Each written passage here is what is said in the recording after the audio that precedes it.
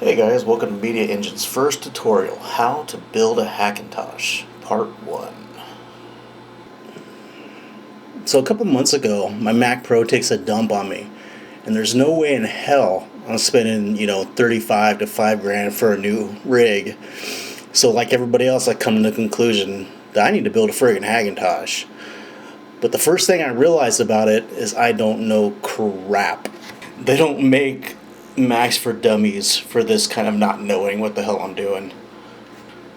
So I started researching, and the first thing I came across was Tony Mac's blog at TonyMacX86.com, and if you haven't been there, you should probably head there first. The community is freaking awesome, and honestly, without him putting it all together, we'd all be chasing our tails and wouldn't be talking right now.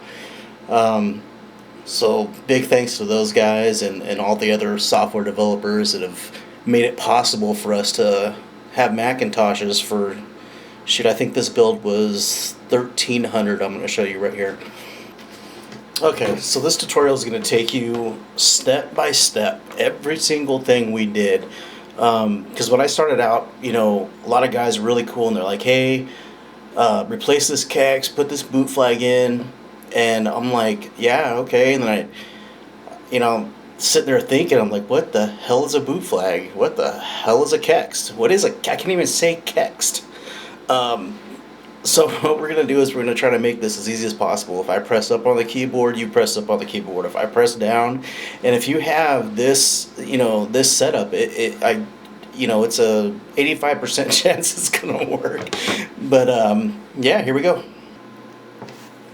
The first thing you're going to want to do is head over to Tony Mac X86 site, and I'll have the link down below. It's TonyMacX86.com, and set up an account real quick. It'll take you 5 seconds.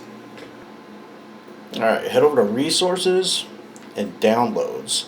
Go down there. There's a whole bunch of software bundles that's corresponding to different OSs and things like that. Pick out your OS, grab an iBoot, UniBeast, and MultiBeast. I think that's the main three.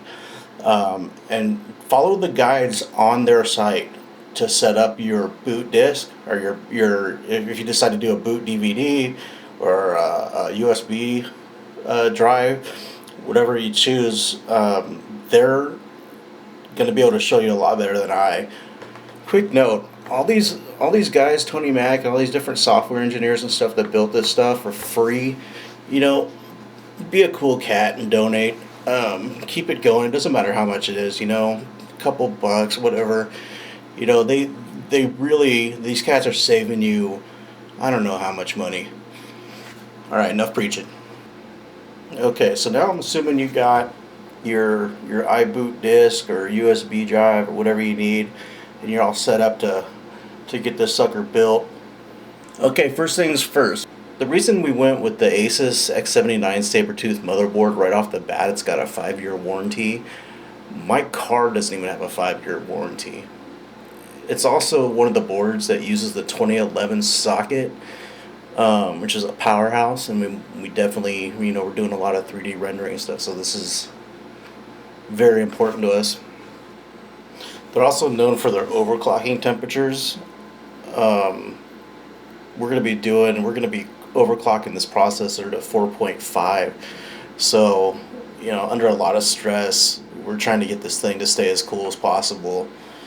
But the processor we got was the Intel 3930K. It's 3.2 gigahertz Sandy Bridge right off the bat, and the K just means you can overclock it, which we are. Next thing we picked up was Corsair Vengeance RAM, 1600 megahertz. We got 32 gigs of that. A Kingston 120 gig SSD. For GPU or video card, in this build we put in a GTX670 HD. In mine we put a 670 made by Asus.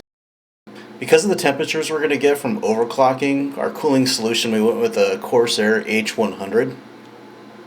For Wi-Fi, we went with TP-Link Wi-Fi card. The model is TL WDN4800. That card is it's plug and play. It's native for power with the Hackintosh Pro 750.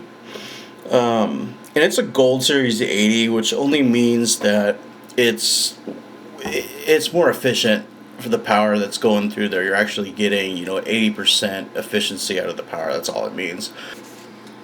And this is all getting shoved in a Corsair Carbide 500R. I think he picked it up for like $90.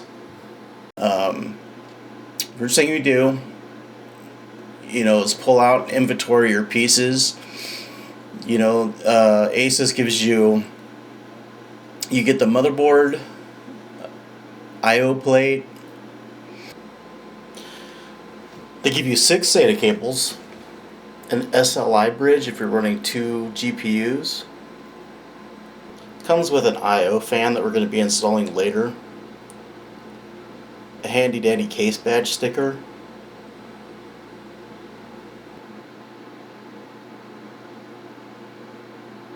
And the oh-so reassuring certificate of reliability. Okay, you got you see the little plastic cap on there. It's over the processor pins. You really don't want to mess with that sucker at all. If you go on eBay right now, you're gonna find 100,000 boards for sale with bent pins, and I have no idea why there's so many people bending these pins. So I would just put your processor in and be done. Just don't even touch that cap. Okay, so we're going to go ahead and replace this little cap with the fan so we can get better cooling on our system. It's got 2 screws you take out, drop the fan in, and tighten up the 2 little Phillips screws. Easy. You're going to take the little 3-prong plug it comes with or attached to it and plug it in to this little connector. You're going to see these connectors all over the board for different fans, and I'll explain them as we go also. Let's get rid of all these stickers. Hope I don't forget one and freaking melt to the board or some crap.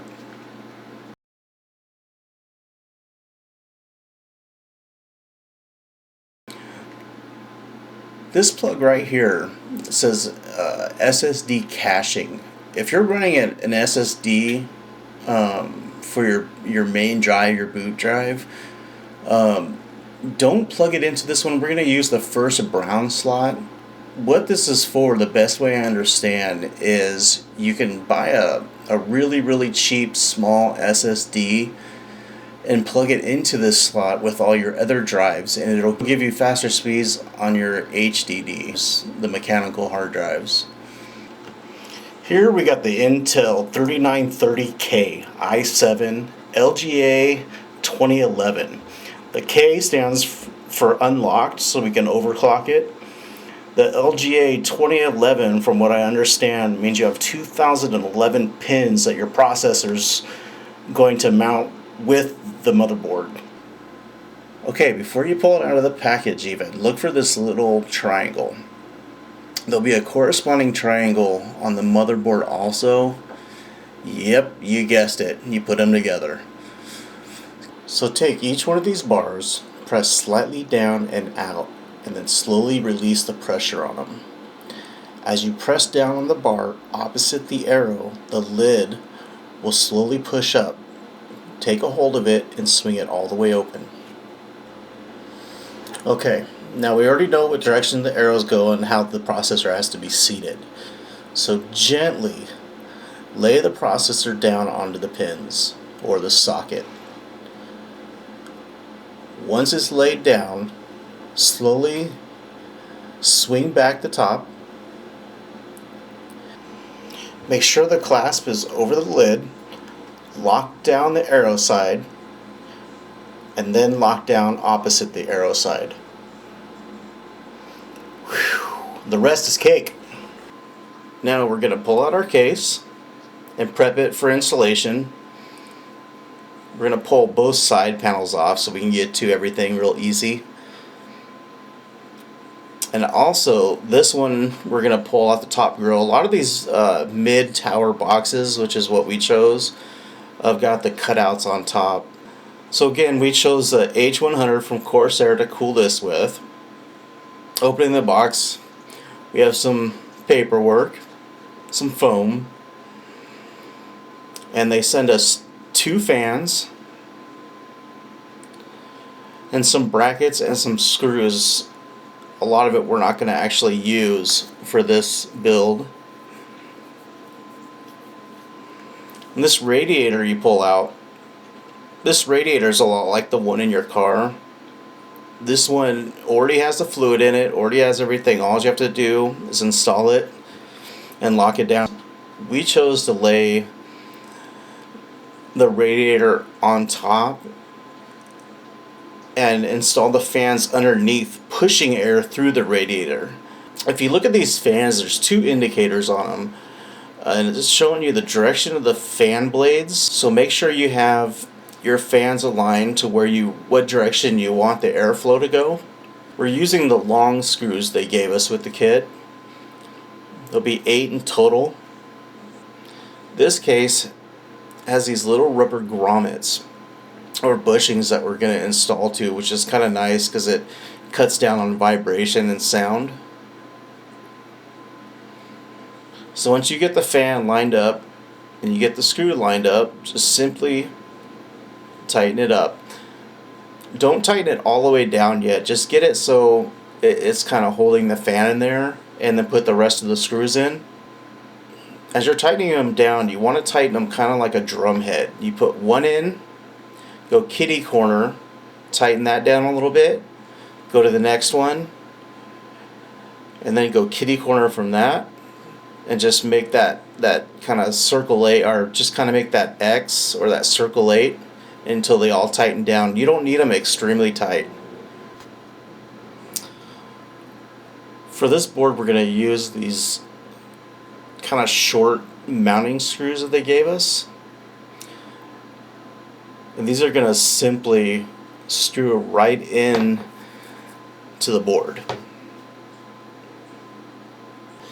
And just tighten it down a smidge. This part's pretty easy. You're going to take your I/O plate that they give you, which is nice. It's got a piece of foam backing on it that helps in sound and cooling.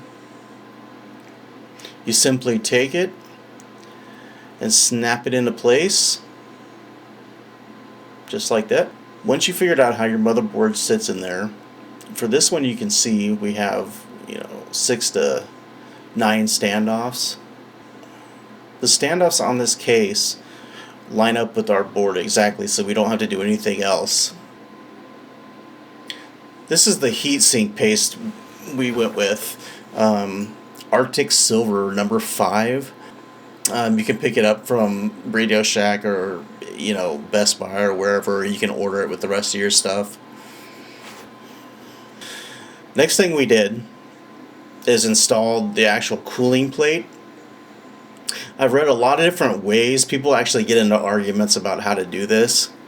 You can take the paste and lay it in an X and all these different designs that are supposed to work better. A friend of mine does this for a living, and he says simply put a large pea-sized daub right in the middle, and then as you tighten the plate down, it's going to squeeze all the air bubbles out. You might get a little bit overflow on the edges, but for me personally, I don't care. So go ahead and take off the covering on the plate, and with 70% alcohol, 80% alcohol, whatever rubbing alcohol you can get, clean off this excess paste really good. Once you got that done, we're going to mount this. So find the corresponding holes and gently install the plate. You don't want to push down because you don't want to spread this out yet. We chose to put washers under these little thumb screws, these little knurled thumb screws.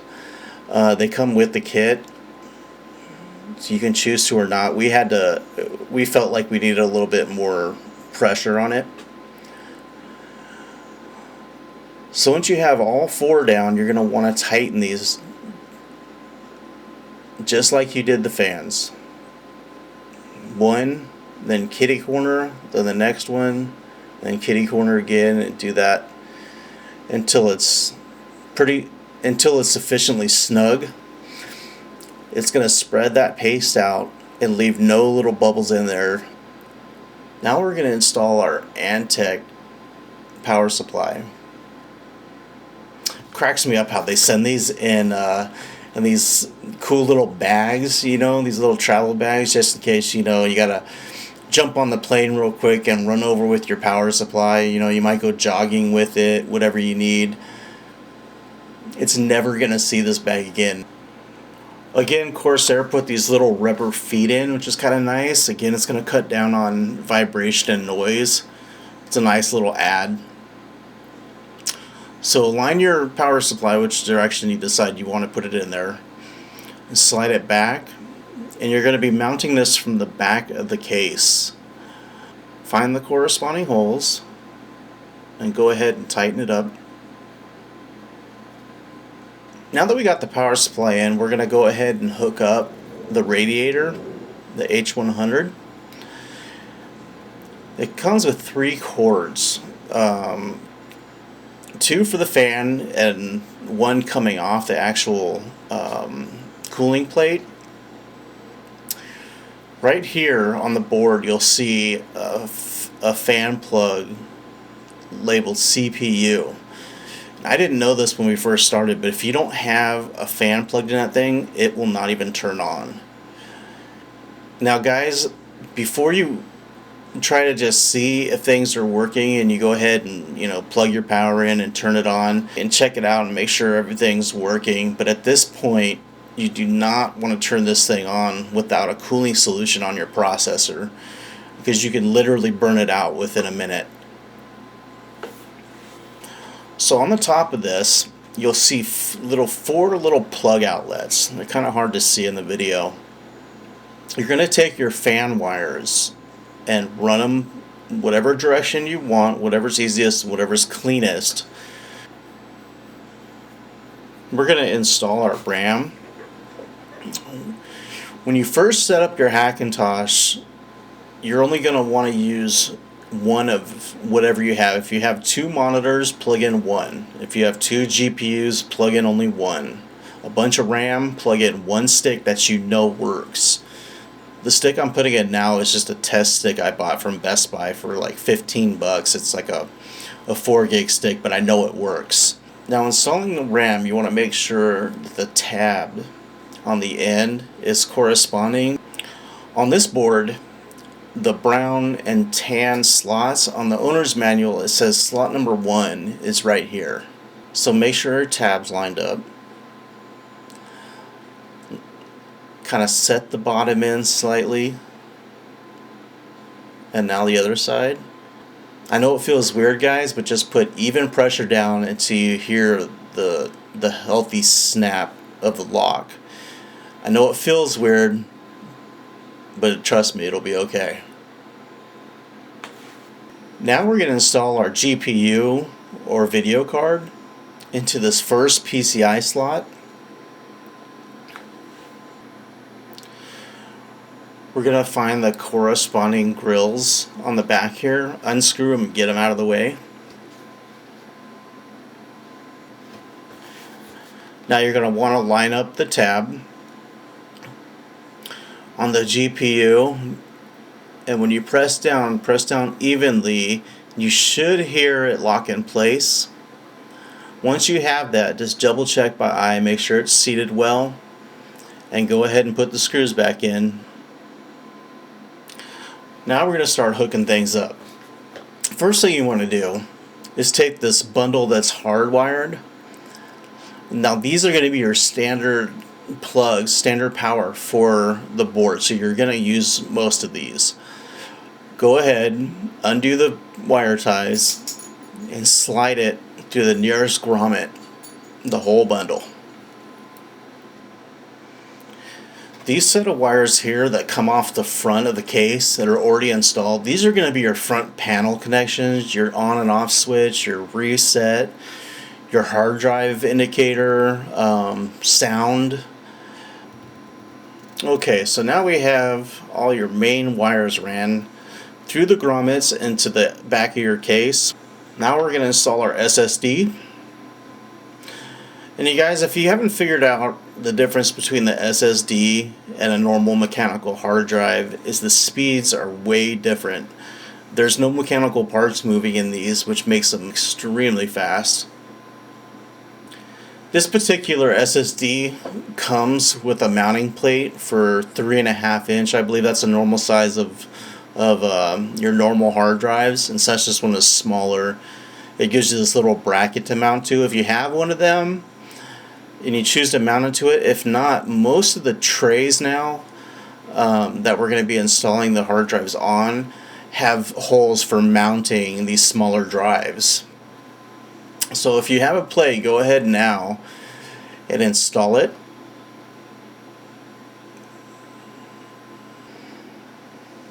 Now, with most cases that you're buying nowadays, they come with these hard drive bays that are toolless. They have all these trays. You just line up the holes in them.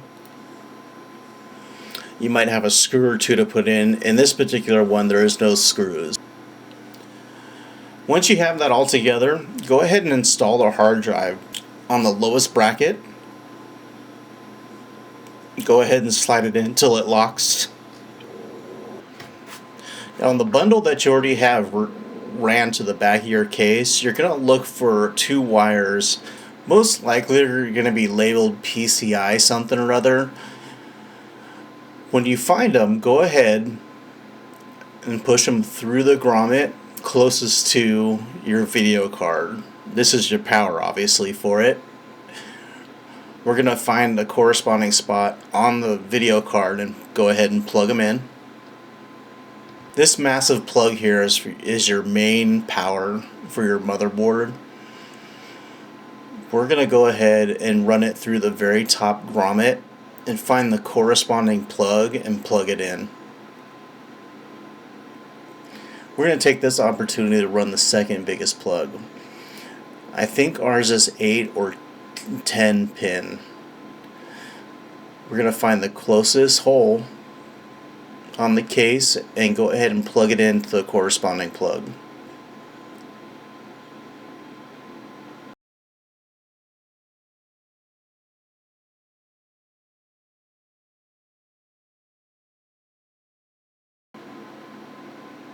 We're going to go ahead and plug in the hard drive power. So you're going to find one of these cords, and it's going to have 3 to 4 ends on it.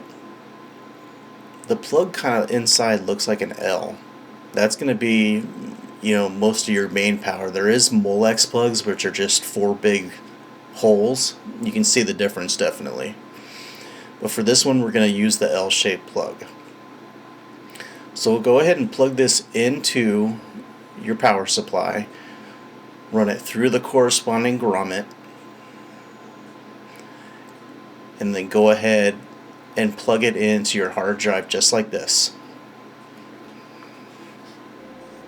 We're going to go ahead and install the SATA cable.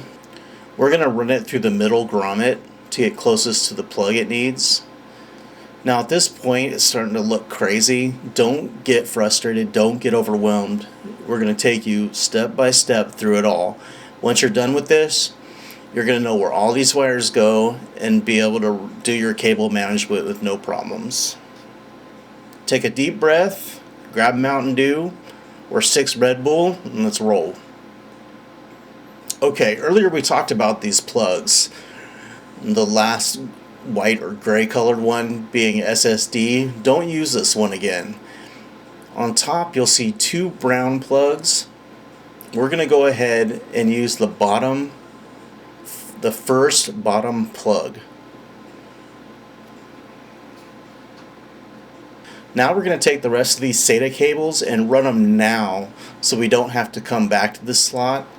Because with my video card, it's so big it covers these. They're really hard to get to, so we're going to install them. Even if you don't have drives and optical drives to plug them into, just go ahead and plug them in and run them to the back of the case. Now we're going to install the front panel connections. These things are really weak and flimsy, so be really careful with them.